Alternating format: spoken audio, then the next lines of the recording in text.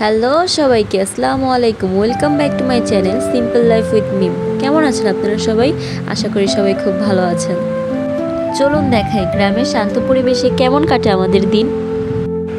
এটাই আমাদের গ্রামের আসল ছবি। চারপাশ সবুজ, প্রাণের স্পন্দন, হাঁস মুরগি, ছাগল আর গরু, আরও কত কিছু। প্রকৃতির শান্ত পরিবেশ চোখে ও মনে আনন্দ আনে। কাকি হাতে কাদা লাগিয়ে মাটির চুলা লেপছেন, ধীরে ধীরে চুলার আকার ঠিক করছেন। গ্রামীণ জীবনের গুরুত্বপূর্ণ অংশ হলো মাটির চুলা। কাকির হাতের কাজ দেখুন, ধীরে ধীরে চুলা সাজানো হচ্ছে যেন মাসের পর মাস টিকে থাকে। প্রতিটি স্পর্শে আছে গ্রামীণ জীবনের স্মৃতি। এই মাটির চুলা দেখলেই মনে পড়ে যায় গ্রামের ছোট ছোট স্মৃতি। ছোটবেলায় নিজেরা শখ করে রান্না করতে চাইতাম মাটির চুলায়। আপনারাও কীরকম করেছেন? প্রকৃতির শান্তির মধ্যে এই কাজ করার নামই হচ্ছে গ্রামের সেরা অংশ।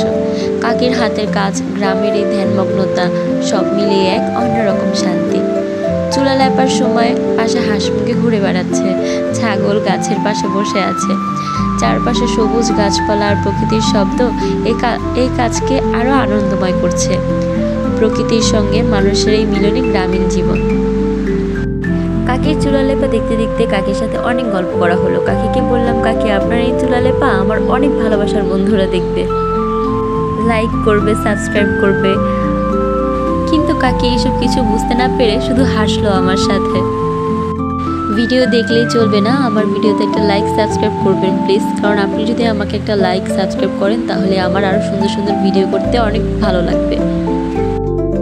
দেখতে দেখতে চুলা লেপা শেষ। মা মুরগি তার ছোট্ট বাচ্চাদের পাশে বসে যত্নে রাখছে।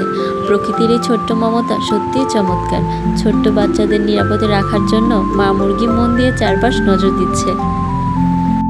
জীবনের প্রতিটি দিন এমন প্রাণবন্ত মুহূর্তে ভরা। পুকুরের পাশে হাঁসের খেলা, প্রকৃতির শান্ত পরিবেশ। পুকুরের পানি আর হাঁসের দৌড় একসাথে গ্রামের সকালকে আরও সুন্দর করে তোলে।